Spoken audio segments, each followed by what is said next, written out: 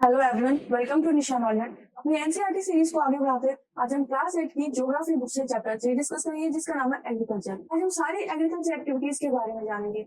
कौन कौन सी एक्टिविटीज होती हैं, किस तरह से क्रॉप को ग्रो किया जाता है, कौन कौन सी क्रॉप किस टेम्परेचर में, कौन से क्लाइमेट में ग्रो की जाती है। जो भी हमारे इस वीडियो पे आ रहे हैं, जो भी हमारे चैनल पे विजिट करें, प्लीज लाइक शेयर सब्सक्राइब जरूर कीजिएगा।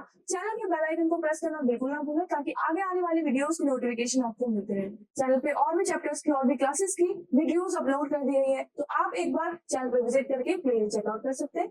स्टार्ट करते हैं अपना chapter. Gurpreet, Madhu and Tina were walking through the village where they saw a farmer tilling land. तो गुरप्रीत, माधव, टीना ये तीनों खेत की तरफ जा रहे हैं। वहां क्या देख रहे हैं कि जो फार्मर है वो अपनी लैंड में टिलिंग कर रहे हैं, काम कर रहे हैं। द फार्मर टोल्ड, फार्मर ने कहा कि मैंने अपने खेत में वीट को ग्रो किया है और मैं मैन्योर इसमें ऐड कर रहा हूँ, जिससे कि सॉइल बहुत फर्टाइल होगी। उसने बच्चों को बताया कि ये जो वीट है ये मंडी में बहुत अच्छी प्राइस में बिकेगा। उसके बाद ये फैक्ट्रीज में जाएगा, फैक्ट्रीज में फिर इस आटे के साथ प्रोसेसिंग होगी, वीट से बिस्किट बनेंगे, ब्रेड्स बनेंगे। और ये जो ट्रांसफॉर्मेशन होता है प्लांट से लेके किसी भी ऐसे और भी बहुत सारी चीजें होती हैं जो रॉ मटेरियल में हमें खेतों से प्राप्त होती है, और उसके बाद और फैक्ट्रीज में प्रोसेसिंग होके वो एक वैल्यूएबल प्रोडक्ट या यूजेबल प्रोडक्ट में कन्वर्ट हो जाती है। जैसे कि हमें कॉटन मिलती है खेतों से, उसके बाद फैक्ट्रीज में उससे धागा बनता है और फिर कपड़े बनते हैं। तो कॉटन का जो प्लांट है उससे जो कपड़ा बना और जो ये वीट है उससे जो बिस्किट और ब्रेड्स बने, ये जो एक ट्रांसफॉर्मेशन है प्लांट से एंड प्रोडक्ट तक, फिनिश प्रोडक्ट तक, इसमें 3 एक्टिविटीज आती हैं, प्राइमरी, सेकेंडरी और टर्शियरी। प्राइमरी एक्टिविटीज में वो सारी एक्टिविटीज आती हैं जिससे हमें रॉ मटेरियल प्रोवाइड होता है। सेकेंडरी एक्टिविटीज में वो सारी फैक्ट्रीज आ जाती हैं या वो सारी प्रोसेसिंग आ जाती है जिससे प्राइमरी प्रोडक्ट फिनिश प्रोडक्ट में ट्रांसफॉर्म होते हैं। टर्शियरी एक्टिविटी वो एक्टिविटी हो जाती है, टर्शियरी एक्टिविटी प्राइमरी और सेकेंडरी एक्टिविटी को बनने में हेल्प करती है, जैसे कि सर्विस सेक्टर्स। इसके बाद 2 एक्टिविटीज और आती है, क्वाटरनरी और क्विनरी। क्वाटरनरी एक्टिविटीज में वो सारी एक्टिविटीज आ जाती है जिसमें बहुत सोच समझ का काम होता है, जो बहुत हाई लेवल पे जॉब्स होती है, जैसे कि रिसर्च और डेवलपमेंट। क्विनरी एक्टिविटी में जैसे कि हमारे पॉलिटिशियंस होते हैं, बड़े बड़े बिजनेसमैन होते हैं, तो ये सारी एक्टिविटीज जो होती है वो क्विनरी एक्टिविटी में आती है।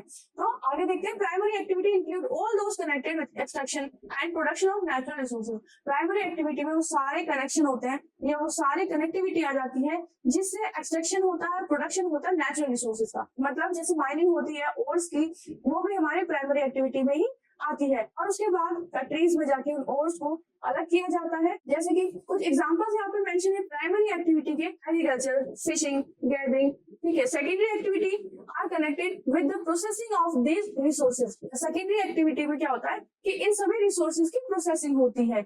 मैन्युफैक्चरिंग जैसे कि steel, baking, bread, weaving of cloth, ये सारे एग्जांपल है किसकी, सेकेंडरी एक्टिविटी के।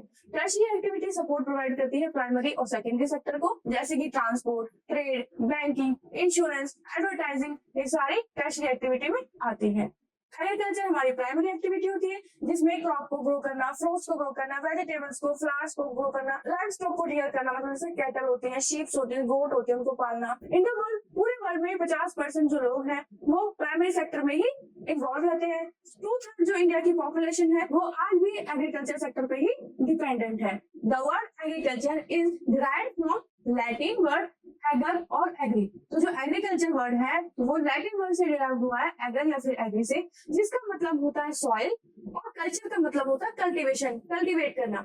Favorable topography of soil and climate are vital for agriculture activity. तो एग्रीकल्चर एक्टिविटी के लिए टोपोग्राफी, सॉइल, क्लाइमेट ये बहुत ज्यादा इंपॉर्टेंट रोल प्ले करते हैं। तो एग्रीकल्चर करने के लिए ये सारी चीजें फेवरेबल होनी चाहिए, लैंड अच्छी होनी चाहिए जिसके ऊपर आपको क्रॉप ग्रो करानी है, एरेबल लैंड होनी चाहिए। तो नेक्स्ट हम देखेंगे कि मैप में वर्ल्ड में कौन कौन सी जगह है जो कि एग्रीकल्चर करने के लिए फेवरेबल है। तो जितना भी इस मैप में आपको ग्रीन पोर्शन नजर आ रहा है वो सारा एरेबल लैंड है, ठीक है। जैसे कि इंडिया में आप देखेंगे कि ये पूरी ही इंडिया हमारी एरेबल लैंड है, पूरी ही इंडिया में एग्रीकल्चर करने के लिए फेवरेबल जमीन है, लैंड है, ठीक है। और यहाँ पर ये जो छोटा छोटा जो आपको पोर्शन नजर आ रहा है जिसमें ग्रीन कलर नहीं है, तो वहाँ पे एरेबल लैंड नहीं है। हम देखेंगे कि छोटा नागपुर के जो प्लेट्यूज है वो होते हैं। नॉर्थ अमेरिका, साउथ अमेरिका, यहाँ देखेंगे कि नॉर्थ अमेरिका में जो ईस्टर्न पार्ट है वो पूरा एरेबल लैंड है। South America, China, Africa, Australia, हर जगह एरेबल लैंड प्रेजेंट है, हर जगह यहाँ पे एग्रीकल्चर एक्टिविटीज एक्टिविटीज होती हैं। लेकिन जो हमारी कंट्री में एग्रीकल्चर होता है, जो भी एक्टिविटीज होती है दूसरी कंट्रीज में जो होते हैं वो बहुत ज्यादा अलग होती है, बहुत ज्यादा टेक्नोलॉजी का फर्क हो जाता है। तो वो सारी चीजें हम देखेंगे जो बाकी और कंट्रीज के जो लोग हैं वो एग्रीकल्चर एक्टिविटी कैसे करते हैं, कौन कौन से टूल्स और टेक्निक्स वो यूज करते हैं। डू यू नो में हमें और कल्चर के बारे में बताया हुआ है और कल्टीवेट करने का तरीके हैं, जैसे कि कौन कौन सी चीज कल्टीवेट की जाती है, एग्री, शहरी, पीसी, विटी और हॉटिक। एग्रीकल्चर क्या होता है, the science and art of cultivation on the soil, soil के ऊपर कोई साइंस लगा के या आर्ट करके कल्टीवेशन का, रेजिंग क्रॉप्स, क्या करते हैं क्रॉप्स को ग्रो कराना, या फिर रियरिंग ऑफ लाइव स्टॉक, इसी को हम क्या कहते हैं फार्मिंग बोलते हैं। सेरिकल्चर क्या होता है, सिल्क फॉर्म को रियर करना, इससे क्या होता है कि जो फार्मर की इनकम है उसमें बढ़ोतरी होती है। फिशिकल्चर क्या है, फिश को ब्रीड कराना टैंक में, पॉन्ड्स में। विटिकल्चर क्या होता है कि ग्रेप्स की खेती करना। हॉर्टिकल्चर क्या होता है कि वेजिटेबल, फ्लावर, फ्रूट्स इनको कमर्शियल यूज के लिए उगाना, मतलब बेचने के लिए। फार्म सिस्टम क्या होता है, एग्रीकल्चर और farming can be look at a system. Agriculture और फार्मिंग जो होती है एक सिस्टम की तरह हम इसको देखते हैं। इंपॉर्टेंट इनपुट्स इसमें दिए जाते हैं जैसे सीड्स, फर्टिलाइजर, मशीनरी, लेबर, ये सारी चीजें एग्रीकल्चर में यूज होती है। जैसे यहाँ पे फार्म सिस्टम में हमें दिखाया हुआ है कि एक फार्मर को क्रॉप ग्रो कराने में क्या क्या लगता है, मशीन्स लगती है, सीड्स लगते हैं, केमिकल्स लगते हैं जिससे वो अपनी फसल को खराब होने से बचाता है, प्लॉगिंग होती है, सोइंग होती है, स्प्रेइंग होती है। ये सारी टेक्निक्स हम प्रीवियस क्लास में पढ़ चुके हैं, तो आप चैनल पे विजिट करके प्लेलिस्ट चेक कर सकते हैं। फिजिकल फैक्टर्स भी होते हैं जो क्रॉप्स को ग्रो कराने के लिए डिपेंडेंट होते हैं, जैसे कि ह्यूमन का इनपुट, ह्यूमन उसमें क्या क्या इनपुट लगा रहा है, स्टोरेज, उस क्रॉप को जो वो उगाएगा, जब वो फसल तैयार हो जाएगी तो वो कहाँ रखेगा, लेबर जो यूज होगी उसके साथ उसकी फील्ड में काम करने के लिए, मशीन्स कौन कौन सी यूज है जैसे ट्रैक्टर, ठीक है, केमिकल्स वो जो वो यूज करेगा अपनी क्रॉप्स में, और फिजिकल इनपुट्स कुछ होते हैं जो कि नेचर से क्रॉप को ग्रो कराने में हेल्प हो जाती है, जैसे कि रेनफॉल अच्छे से होनी चाहिए ताकि क्रॉप को पानी अच्छे से मिल सके, सॉइल अच्छी होनी चाहिए, स्लोप सही होना चाहिए, प्लेन होना चाहिए, ठीक है। लेकिन कुछ क्रॉप्स ऐसी होती हैं जो स्लोप पे ही ग्रो कराई जाती है। टेम्परेचर अच्छा होना चाहिए वहाँ का, धूप अच्छी खासी होनी चाहिए ताकि क्रॉप्स अच्छे से ग्रो हो सके।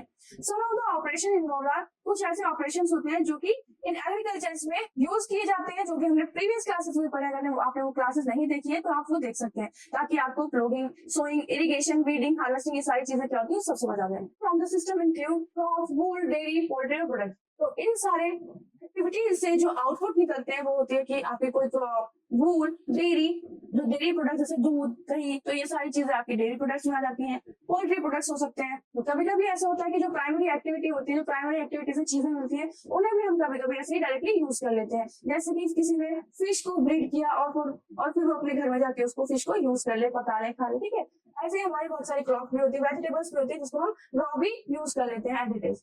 टाइप्स ऑफ फार्मिंग देखिए कौन कौन से टाइप की फार्मिंग होती है।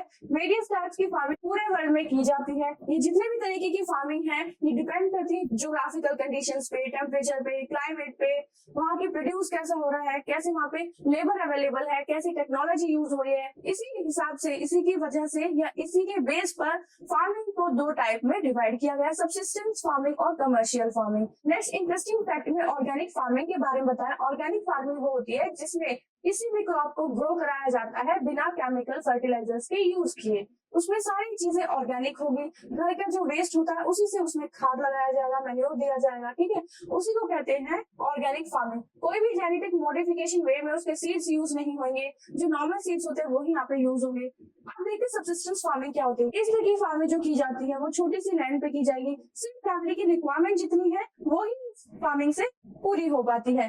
Traditionally low level of technology इसमें यूज होगा, लेबर भी कोई बड़े लेवल पे यहाँ पे यूज नहीं होगा, घर के ही जो लोग होंगे वही आपस में मिलकर यहाँ पर काम कर लेते हैं। छोटा सा ही इस एग्रीकल्चर लैंड से या इस फार्मिंग से छोटे ही आउटपुट आते हैं, इसीलिए इसे इंटेंसिव फार्मिंग या प्रिमिटिव सबसिस्टेंस फार्मिंग भी कहा जाता है। तो आपसे अगर पूछा जाए सबसिस्टेंस फार्मिंग क्या होता है, इंटेंसिव फार्मिंग क्या होता है, प्रिमिटिव सबसिस्टेंस फार्मिंग क्या होता है, तो आप समझेंगे तीनों एक ही होते हैं। नेक्स्ट देखते हैं इंटेंसिव सबसिस्टेंस फार्मिंग क्या होता है। इसमें जो फार्मर होते हैं वो किसी स्मॉल प्लॉट पे कल्टीवेट करेंगे, अपने क्रॉप्स को ग्रो कराएंगे। इसमें सिंपल टूल्स और टेक्निक्स यहाँ पे यूज होगी, थोड़ी बहुत लेबर भी यहाँ पे यूज होगी। Climate with large number of days with sunshine and fertile soil permit growing for more one crop annually on the same plot. तो इसी सेम प्लॉट पे एक क्रॉप ग्रो कराई जाएगी जिसमें पूरी यहाँ पे अच्छे से सनशाइन उसको मिलेगी, रेनफॉल अच्छे से मिलेगा, इरिगेशन प्रॉपर यहाँ पे की जाएगी। यहाँ की जो मेन क्रॉप होगी वो राइस होगी। अदर क्रॉप्स भी यहाँ पे उगाई जाएंगी जैसे कि wheat, maize, pulses, oil seeds. Intensive subsistence farming prevalent करती है thick populated area on the monsoon region south east. तो ये जो इंटेंसिव फार्मिंग होती है ये मॉनसून रीजन में होती है, जैसे कि इंडिया के साउथ में, साउथ ईस्ट में और ईस्ट एशिया में ये फार्मिंग की जाती है। Primitive subsistence agriculture include shifting, cultivation and nomadic herding. Subsistence farming और intensive farming में थोड़ा सा डिफरेंस ये हो जाता है, subsistence farming लो लेवल पे होती है और intensive farming थोड़े से बड़े लेवल पे हो जाती है। इसमें ट्रैक्टर्स का भी यूज किया जाता है, इरिगेशन के नए नए मेथड्स को भी यूज किया जाता है, लेकिन subsistence farming में ऐसा नहीं होता। शिफ्टिंग कल्टीवेशन देखते हैं। डू यू बताया कि शिफ्टिंग कल्टीवेशन को और भी नामों से जाना जाता है पूरे वर्ल्ड में, जैसे नॉर्थ ईस्ट इंडिया में इसको जूमिंग बोलते हैं, मिल्पा इसे मैक्सिको सेंट्रल अमेरिका में बोलते हैं, रोका बोलते हैं ब्राजील में, लडाख बोलते हैं मलेशिया में। शिफ्टिंग कल्टीवेशन में क्या होता है कि वो एरिया होता है जिसमें बहुत ज्यादा हैवी रेनफॉल होती है और उसमें बहुत सारी वेजिटेशन पाई जाती है। तो पीपल क्या करते हैं, एक प्लांट को, एक प्लॉट को क्लियर कर लेते हैं, उन ट्रीज को बर्न कर देते हैं और जो उसकी एशेज होती है जब अच्छे से जल जाते हैं ट्रीज, तो उसकी जो रैक होती है उसी को उस सॉइल में मिक्स कर देते हैं। उसके बाद उस पर खेती की जाती है, मेज, याम, कॉटन, कसावा, ये सारी चीजें उगाई जाती हैं। फिर कुछ टाइम बाद जब उस प्लॉट की फर्टिलिटी खत्म हो जाती है तो वो यहाँ से चले जाते हैं, दूसरी जगह पर सेम प्रोसेस करते हैं और इस प्लॉट को छोड़ देते हैं ताकि इसकी फर्टिलिटी फिर से वापस रिगेन हो सके। तो शिफ्टिंग कल्टीवेशन मतलब एक जगह से दूसरी जगह शिफ्ट होके कल्टीवेट करना। इसको स्लैश एंड बर्न एग्रीकल्चर भी बोलते हैं। ये ज्यादातर Amazon basin, tropical Africa, parts of south east Asia, north east India में की जाती है। नोमैडिक हर्डिंग क्या होता है? तो नोमैडिक हर्डिंग में आप क्या देखेंगे कि जो नोमैडिक हर्डिंग करने वाले जो लोग हैं उनके पास बहुत सारे कैटल्स होते हैं, ऊंट होते हैं, गाय, भैंस, बकरियां, ये सारे जानवरों को वो पालते हैं और बेसिकली वो इन्हीं पे डिपेंडेंट होते हैं। तो इनको बचाने के लिए वो एक जगह से दूसरी जगह क्लाइमेटिक कंडीशंस की वजह से ट्रैवल करते हैं। जैसे कि नोमैडिक हर्डिंग एक प्रैक्टिस है जो सेमी एरिड और एरिड रीजन में की जाती है, जैसे कि Sahara, Central Asia, some parts of India like Rajasthan and Jammu Kashmir. Rajasthan में बहुत ज्यादा गर्मी होती है और जम्मू और कश्मीर में हमने देखा बहुत ज्यादा ठंड पड़ती है। तो इसकी वजह से कहीं उनके जानवर मर ना जाए तो वो क्या करते हैं कि जब ज्यादा ठंड पड़ती है जम्मू कश्मीर में तो वो नीचे वाले एरिया में अपने शीप्स को, कैटल्स को लेके आ जाते हैं। जब फिर से कंडीशन फेवरेबल होती है तो वापस उन्हीं जगह पे वापस पहुंच जाते हैं। सेम चीज डेजर्ट में होती है कि रेतीले इलाके से जो ये लोग हैं अपने कैटल्स को सिटीज और टाउन्स की तरफ ले आते हैं जब ज्यादा हवाएं चलती है, जब ज्यादा सैंड होती है, और जब कंडीशंस नॉर्मल हो जाती है तो फिर से वो अपने रेतीले इलाके में पहुंच जाते हैं। तो in this type of farming herdsman move from place to place with animals from fodder and water अलाउ डिफाइंड रूट्स। खाने के लिए, पानी के लिए और क्लाइमेटिक कंडीशंस की वजह से ये अपने जानवरों के साथ इधर से उधर मूव करते रहते हैं। This type of movement arising in response to climatic constraints and terrain, sheep, camel, yak, goat are most commonly reared. तो ये सारे लोग इन कैटल्स पे ही डिपेंडेंट रहते हैं क्योंकि इनसे उन्हें मिल्क मिलता है, मीट मिलता है, वूल मिलता है, हाइड्स मिलते हैं, लेदर मिलता है, other products to be herder and their families. तो इसी से उनकी पूरी फैमिली अपनी नीड्स को पूरी कर पाती है। कमर्शियल फार्मिंग क्या होती है? कमर्शियल फार्मिंग में आप देखेंगे कि प्रिमिटिव और सब्सटेंसिव फार्मिंग जो हमने पढ़ी है उससे बड़े लेवल पे यहाँ पे फार्मिंग की जाएगी। अब यहाँ पे उन क्रॉप को कमर्शियल लेवल पे ग्रो किया जाएगा ताकि उन्हें मंडी में बेच सके, कुछ पैसे वहां से कमाई हो सके। Commercial farming crops are grown and animals are reared for sale in the market. The area cultivated and the amount of capital is used large. तो यहाँ पे जो लैंड होगी वो भी ज्यादा होगी और जो अमाउंट लगेगा कैपिटल का क्रॉप्स को ग्रो कराने में वो भी ज्यादा होगा। मोस्ट ऑफ द वर्क किससे होगा? मशीन से। तो मशीन से यहाँ पे ज्यादा से ज्यादा काम कराया जाएगा। कमर्शियल फार्मिंग में इंक्लूड होता है क्या क्या? Commercial grain farming, mixed farming और प्लांटेशन एग्रीकल्चर। तो ये तीनों क्या होते हैं वो हम आगे इसमें पढ़ेंगे। Commercial grain farming, crops are grown in commercial purpose. तो कमर्शियल पर्पस के लिए क्रॉप्स को ग्रो कराया जाएगा जैसे कि व्हीट, मेज, जो एक कॉमन ग्रेन होते हैं। मेजर एरियाज में commercial grain farming is practised are temperate grassland of North America, Europe and Asia में कमर्शियल फार्मिंग बहुत बड़े लेवल पे की जाती है। Spreading over hundreds of hectares. North America, Europe और एशिया वाले जो पार्ट्स हैं उनमें काफी ज्यादा बड़े लेवल पे कमर्शियल फार्मिंग की जाती है। Several winters restricts the growing season and only a single crop can grow. तो हर जगह अलग अलग क्लाइमेटिक कंडीशंस होती है जिसकी वजह से साल में एक या दो क्रॉप क्लाइमेटिक कंडीशन के हिसाब से ग्रो कराई जाती है। नेक्स्ट देखते हैं मिक्स फार्मिंग क्या होती है। मिक्स फार्मिंग में लैंड को यूज किया जाता है फूड और फॉडर क्रॉप्स के लिए, रियरिंग लाइव स्टॉक्स के लिए। मतलब मल्टीपल वे में आप एक लैंड को यूज कर रहे हैं जिसमें आप क्रॉप्स भी ग्रो कर रहे हैं और रियरिंग भी कर रहे हैं। ये प्रैक्टिस यूरोप में, ईस्टर्न यूएसए में, अर्जेंटीना में, साउथ ईस्ट ऑस्ट्रेलिया में, न्यूजीलैंड में और साउथ अफ्रीका में। ये सारी जगह आप मैप में प्लेस करके जरूर देखिएगा ताकि आपको अच्छे से ये सारी जगह याद हो सके। कौन कौन से एग्रीकल्चर एक्टिविटीज और क्रॉप ग्रो कराई जाती है कौन कौन से वर्ल्ड के पार्ट में, कौन कौन से कंट्रीज में। प्लांटेशन क्या होता है, जैसे कि बनाना की खेती की जाती है, कोकोनट प्लांटेशन की जाती है, जूट प्लांटेशन की जाती है। ये कमर्शियल फार्मिंग का तरीका है जिसमें सिंगल क्रॉप जैसे कि tea, coffee, sugar cane, cashew, rubber, banana, cotton को ग्रो कराया जाता है। लार्ज अमाउंट में इसमें लेबर लगती है, कैपिटल रिक्वायर होती है। जो प्रोड्यूस होता है वो भी बहुत ज्यादा होता है और पास की जो फैक्ट्रीज होती है वहां पे भेजा जाता है आगे की प्रोसेसिंग के लिए। Development of transport network is दस एसेंशियल फॉर सच फार्मिंग। तो ट्रांसपोर्ट सबसे ज्यादा यहाँ पे इंपॉर्टेंट रोल प्ले करता है एक जगह से दूसरी जगह अपनी क्रॉप को ले जाने में। Major plantation are found in, कहाँ कहाँ ज्यादातर पाई जाती है, ट्रॉपिकल रीजन में। वर्ल्ड के जितने भी ट्रॉपिक रीजन है वहाँ पे इस तरह की प्लांटेशन होती है। जैसे कि रबर प्लांटेशन की जाती है मलेशिया में, कॉफी ब्राजील में, टी इंडिया में, श्रीलंका में। ठीक है, मेजर क्रॉप्स क्या होती है, large variety of crops are grown to meet the requirement of the growing population. जैसे जैसे पॉपुलेशन बढ़ रही है उसी के हिसाब से उसकी डिमांड को पूरा किया जाए, उन्हीं को मेजर क्रॉप्स कहते हैं। क्रॉप्स जैसे कि supply raw material for agro based industries, agro based industries के लिए रॉ मटेरियल को प्रोवाइड कराना, जैसे कि वीट, राइस, मेज एंड मिलेट्स। तो ये सारी चीजें डेली टू डेली लाइफ में पूरी पॉपुलेशन के लिए जरूरत नहीं होती है। जूट, कॉटन से फाइबर बनते हैं। इंपॉर्टेंट बेवरेजेस क्रॉप्स जो होती है वो होती है टी और कॉफी, मतलब जूट और कॉटन यूज होते हैं फाइबर बनाने के लिए, और बेवरेजेस बनाने के लिए टी और कॉफी मेजरली ग्रो कराए जाते हैं। नेक्स्ट देखते हैं राइस। तो राइस, व्हीट, मेज, कॉटन, कॉफी, टी, जूट, ये सारी हमारी मेजर क्रॉप्स में आती हैं। तो अब देखेंगे कि इन सारी मेजर क्रॉप्स के लिए कैसी क्लाइमेटिक कंडीशन, लैंड, क्या क्या चीजों की जरूरत पड़ती है। तो राइस भी एक मेजर क्रॉप है। वर्ल्ड के बहुत सारे पार्ट्स में, बहुत सारी कंट्रीज में राइस को यूज किया जाता है। ये एक स्टेपल डाइट है ट्रॉपिकल और सब ट्रॉपिकल रीजन के लोगों की। राइस को ग्रो करने के लिए हाई टेम्परेचर, हाई ह्यूमिडिटी और रेनफॉल होनी चाहिए, मतलब टेम्परेचर भी ज्यादा होना चाहिए और ह्यूमिडिटी भी ज्यादा होनी चाहिए। राइस के लिए एलुवियल सॉइल, क्ले सॉइल बहुत ज्यादा बेस्ट होती है। क्यों? क्योंकि उनकी जो वाटर रिटेंशन की कैपेसिटी होती है बहुत ज्यादा होती है। राइस की कल्टीवेशन के लिए पानी की बहुत ज्यादा जरूरत होती है। एलुवियल सॉइल और क्ले सॉइल क्या करती है, अपने अंदर पानी को ज्यादा समय तक होल्ड करके रखेगी, जिसकी वजह से राइस अच्छे से ग्रो हो पाएगा। China leads in the production of rice. तो चाइना सबसे ज्यादा राइस ग्रो कराती है। इंडिया, जापान, श्रीलंका, इजिप्ट, तो यहाँ पर भी राइस को ग्रो कराने के लिए सारी फेवरेबल कंडीशंस होती हैं। वेस्ट बंगाल और बांग्लादेश जो साल में 2 या 2 से ज्यादा क्रॉप्स उगाते हैं, 2 या 3 क्रॉप्स उगाते हैं। वीट को रिक्वायर होता है moderate temperature, rainfall during growing season and bright sunshine at the time of harvest. जब उसको ग्रो करवाते हैं इनिशियल पीरियड में उसको रेनफॉल की बहुत ज्यादा जरूरत पड़ती है, लेकिन जब फसल तैयार हो जाती है उस वक्त हार्वेस्ट करने के टाइम पे अच्छी खासी धूप चाहिए होती है। It has best in well drained loamy soil. Loamy soil में सबसे ज्यादा अच्छे से उगाई जाती है। Wheat grown extensive in USA, Canada, Argentina, Russia, Ukraine, Australia and India में ये अच्छे से ग्रो कराई जाती है। इंडिया में ये विंटर क्रॉप्स में आती है। अब विंटर क्रॉप कौन सी होती है, रबी होती है, खरीफ क्रॉप होती है। खरीफ क्रॉप और रबी क्रॉप कौन कौन सी होती है हम सारे पढ़ चुके हैं, आप प्रीवियस चैप्टर में जाके जान सकते हैं। और मुझे कमेंट करके जरूर बताइएगा कि रबी क्रॉप, खरीफ क्रॉप कौन कौन सी होती है और कब ये ग्रो कराई जाती है, इनके मंथ्स कौन कौन से होते हैं, किन मंथ्स में रबी और खरीफ क्रॉप ग्रो कराई जाती है। मिलेट्स देखते हैं। मिलेट्स एक कोर्स ग्रेन है, जैसे कि हमारे व्हीट और राइस होते हैं उसी तरह से ये मिलेट्स भी हमारे कोर्स ग्रेन है। ये less fertile soil, Sandy soil में भी ग्रो हो जाते हैं। हार्ड क्रॉप होती है ये, जिसको कम रेनफॉल चाहिए होती है, और हाई से मॉडरेट टेम्परेचर में भी ये ग्रो कर जाते हैं। एडुकेट रेनफॉल इनको चाहिए, थोड़ी बहुत बस बारिश मिल जाए। ज्वार, बाजरा और रागी ये सारे मिलेट्स के टाइप है। इंडिया में ये ग्रो कराए जाते हैं। जैसे कि हमारा जो राजस्थान वाला पार्ट है जहाँ पे बारिश कम होती है और जहाँ पे जमीन पे ज्यादा अच्छी नहीं है तो वहाँ पे ये ग्रो कराई जाती है। अदर कंट्रीज जैसे कि नाइजीरिया, चाइना और नाइजर। मेज देखते हैं। मेज को कॉर्न भी कहा जाता है। ये पूरे वर्ल्ड में बहुत अलग अलग कलर में पाई जाती है।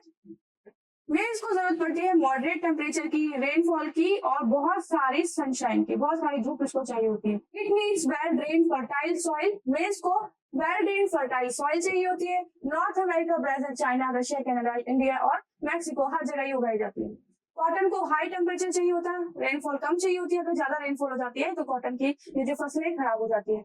लाइट रेनफॉल चाहिए होगी। 210 फॉस्ट फ्री डेज चाहिए होंगी। डे बताएं कि कितने ज्यादा उन्हें दिन चाहिए सनशाइन वाले। It grows best on black और एलुवियल सॉइल में सबसे ज्यादा ये अच्छे से ग्रो हो सकती है, क्योंकि उनकी जो वाटर रिटेंशन कैपेसिटी होती है वो कम होती है, पानी को ज्यादा समय तक होल्ड करके नहीं रखती, जिसकी वजह से ये एक फेवरेबल मिट्टी हो जाती है कॉटन के लिए। China, USA, India, Pakistan, Brazil, Egypt में कॉटन ग्रो कराई जाती है। और one of the raw material है कॉटन। टेक्सटाइल इंडस्ट्रीज के लिए पूरी टेक्सटाइल इंडस्ट्रीज कॉटन के ऊपर ही डिपेंडेंट होती है।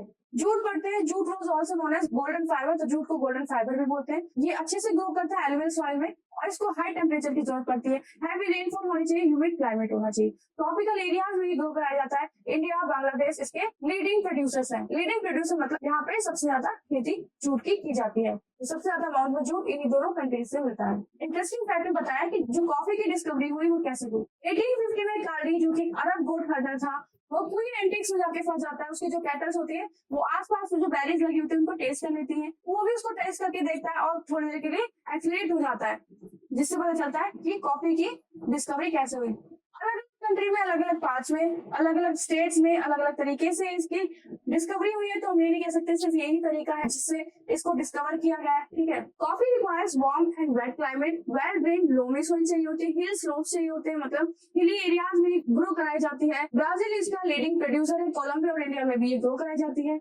कि एक बेवरेज प्लांटेशन होती है। इसको कूल क्लाइमेट चाहिए होता है और वेल डिस्ट्रीब्यूटेड हाई रेनफॉल, पूरी साल इसको बारिश चाहिए होती है ताकि इसकी जो लीव्स है, it needs well drained loamy soil, gentle slopes चाहिए होते हैं। बहुत सारी लेबर की इसमें जरूरत पड़ती है। केनिया, इंडिया, चाइना, श्रीलंका जैसे देशों में ये उगाई जाती है। एग्रीकल्चर डेवलपमेंट अब क्या होते हैं, कौन कौन से डेवलपमेंट हुए एग्रीकल्चर एक्टिविटीज को करने के लिए। Agriculture development refers to efforts made to increase farm production in order to meet the growing demand of increasing population. ऐसे डेवलपमेंट करना, ऐसे टेक्निक से डेवलपमेंट करना एग्रीकल्चर में कि जो बढ़ती हुई पॉपुलेशन के साथ बढ़ती हुई डिमांड है फूड की, क्रॉप की, वो पूरी हो सके। This can be achieved in many ways such as increasing the crop area. बहुत सारे तरीकों से हम इसको बढ़ा सकते हैं। जो क्रॉप एरिया है उसको हम बढ़ा दें, जो नंबर ऑफ क्रॉप हम ग्रो करा रहे हैं उसको बढ़ा दें, जो हम इरिगेशन फैसिलिटीज का यूज करें उनको इम्प्रूव कर ले, फर्टिलाइजर और हाई यील्डिंग जो सीड्स है उनको यूज करें। Mechanisation of agriculture is also another aspect of agriculture development. The ultimate aim क्या होना चाहिए कि हमें एग्रीकल्चर को डेवलप करना है ताकि जो फूड सिक्योरिटी है वो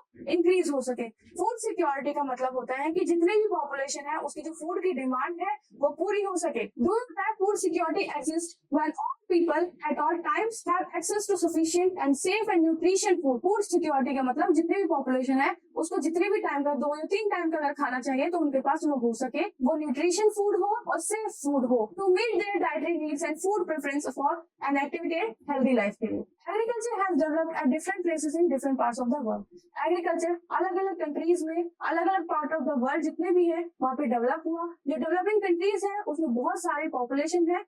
यूजुअली प्रैक्टिस इंटेंसिव फार्मिंग, जो कि इंटेंसिव फार्मिंग को करती है। मैक्सिमम पार्ट जो है इंडिया का, मैक्सिमम जो लोग हैं इंडिया के वो इंटेंसिव फार्मिंग ही करते हैं, इंटेंसिव फार्मिंग पे डिपेंडेंट रहते हैं। उनके पास जो लैंड है वो छोटी छोटी लैंड है, ज्यादा बड़ी लैंड नहीं है, जहाँ पे छोटे मोटे फार्मर्स ही अपनी खेती और डेली लाइफ की जो रिक्वायरमेंट्स होती है फैमिली की उनको फुलफिल करते हैं। जो लैंड होल्डिंग्स है जहाँ पे कमर्शियल लेवल पे एग्रीकल्चर होता है जैसे कि USA, Canada, Australia, with 2 cases, 1 from India और एक हम लेंगे यूएसए का। फिर हम समझेंगे कि अलग अलग कंट्रीज में जो डेवलप और डेवलपिंग कंट्री में जो खेती हो रही है किस तरह से हो रही है, कौन कौन सी टेक्निक्स और टूल्स वहाँ पे यूज किए जा रहे हैं, किस लेवल पे वहाँ पे खेती हुई है। India there is a small village Adilabad in Ghazipur district में, उत्तर प्रदेश में एक छोटा सा विलेज है जिसमें मुन्ना लाल एक छोटा सा फार्मर है। उसके पास 1.5 हेक्टेयर की एक लैंड है। उसका जो घर है वो मेन विलेज में है। वो क्या करता है, अपने खेत के लिए हाई यील्डिंग वैरायटीज के सीड को मार्केट से खरीद के लाता है एवरी अल्टरनेट ईयर। उसकी जो लैंड है वो फर्टाइल है, कम से कम 2 क्रॉप्स वो एक साल में उगा लेता है, जैसे कि व्हीट और राइस और पल्सेस या दालें। वो अपने खेतों के लिए अपने फ्रेंड से और जो गाँव के बुजुर्ग लोग हैं गवर्नमेंट एग्रीकल्चर से वो सलाह मशवरा भी करता है कि कौन कौन सी फार्मिंग प्रैक्टिस उसको करनी चाहिए। उसके बाद फ्लो कराने के लिए ट्रैक्टर भी वो रेंट पे लेता है अपनी फील्ड के लिए। उसके कुछ फ्रेंड्स हैं वो भी उसकी हेल्प करते हैं। उसके जो फ्रेंड्स हैं वो बैल का यूज करते हैं प्लगिंग में। ट्यूबवेल, वहाँ पे एक ट्यूबवेल है जहाँ से वो अपने खेतों में इरिगेट करता है क्रॉप को। मुन्ना के बाद 2 भैंसे भी है, 2 हैंड्स भी है जिनका दूध वो कोऑपरेटिव स्टोर्स पे बेचता है। कोऑपरेटिव सोसाइटी का वो मेंबर है जिससे उसे टाइम टू टाइम अपने फॉर्डर के लिए, अपने एनिमल्स के लिए एडवाइस मिलती है।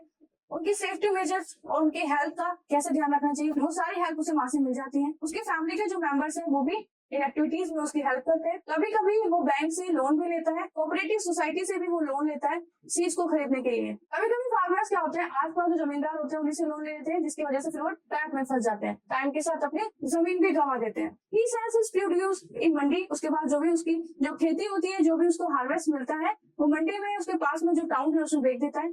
Majority of farmers do not have lack storage facility. बहुत सारे जो फार्मर्स उनके पास स्टोरेज की फैसिलिटी नहीं होती, तो इसलिए उन्हें जब फेवरेबल कंडीशंस नहीं होती मार्केट में तब भी अपने क्रॉप को बेचना पड़ जाता है।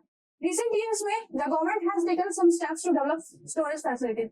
तो गवर्नमेंट ने कुछ रिसेंट ईयर्स में ऐसे स्टेप्स लिए स्टोरेज हाउस बनाने के लिए, ये वो इन फार्मर्स का हेल्प कर सके। यूएसए वाली जगह पे कैसे फार्मिंग होती है। एवरेज साइज जो होता है यहाँ पे फार्म का वो बहुत ज्यादा बड़ा होता है इंडियन फार्मर्स से। यहाँ फिगर में देख सकते हैं कितनी बड़ी लैंड है किसी फार्मर के पास। कम से कम 250 हेक्टेयर की लैंड यहाँ पर होती है। यहाँ के जो फार्मर्स है उनके पास बड़े बड़े फार्म होते हैं। कुछ मेजर क्रॉप्स यहाँ पे ग्रो कराए जाते हैं जैसे कॉर्न, सोयाबीन, वीट, कॉटन और शुगर बीट। एक फार्मर है जॉय हॉलन, ये मिडवेस्ट यूएसए में रहता है, लोअर स्टेट के, जिसके पास 300 हेक्टेयर लैंड है। वो अपनी लैंड में कॉर्न ग्रो कराता है। तो उसका जो फार्म है उसके पास प्रॉपर पानी है और उसकी सॉइल भी ऐसी है कि वहाँ पे कॉर्न ग्रो हो सके। वो पूरे एडुकेट मेजर्स यूज करता है पेस्ट को कंट्रोल करने के लिए ताकि क्रॉप को डैमेज ना हो सके। टाइम वो सॉइल के सैंपल्स को टेस्टिंग के लिए भेजता है लेबोरेटरी में। और ये देखिए उसकी फील्ड इतनी बड़ी है कि ये एयरप्लेन्स और ये जो हवाई जहाज है छोटे छोटे, ये यूज किए जा रहे हैं फर्टिलाइजर को स्प्रेड करने के लिए। मैनुअली अगर वो करेंगे तो बहुत ज्यादा टाइम लगेगा, मैनुअली पॉसिबल नहीं है, तो वो इस तरीके से यहाँ पे फर्टिलाइजर्स का यूज कर रहे हैं। जो है अपने फार्म के लिए साइंटिफिक फर्टिलाइजर्स प्रोग्राम का भी हेल्प लेता है। उसके पास एक कंप्यूटर है जो लिंक है सैटेलाइट से। टाइम टू टाइम उसकी क्रॉप्स की पिक्चर भेजता रहता है, जिसकी वजह से उसे पता चलता है कि कौन से क्रॉप में किस एरिया में उसको केमिकल डालने की जरूरत है या पेस्टिसाइड स्प्रे करने की जरूरत है। वो ट्रैक्टर का यूज करता है, सीड ड्रिल्स का यूज करता है, लेवलर्स का यूज करता है, कंबाइंड हार्वेस्टर, थ्रेशर्स का, ताकि उसके जो एग्रीकल्चर ऑपरेशन है, जो एग्रीकल्चर एक्टिविटीज है, अच्छे से हो सके। उसके बाद बहुत बड़ा ऑटोमेटिक स्टोरेज भी है जिसमें अपने ग्रेन्स को हार्वेस्ट करके रखता है और जब भी मार्केट में फेवरेबल कंडीशंस होती है वो बेच देता है। तो यहाँ के जो फार्मर्स हैं वो बिजनेसमैन की तरह वर्क करें, ना कि इंडिया के गरीब फार्मर्स की तरह।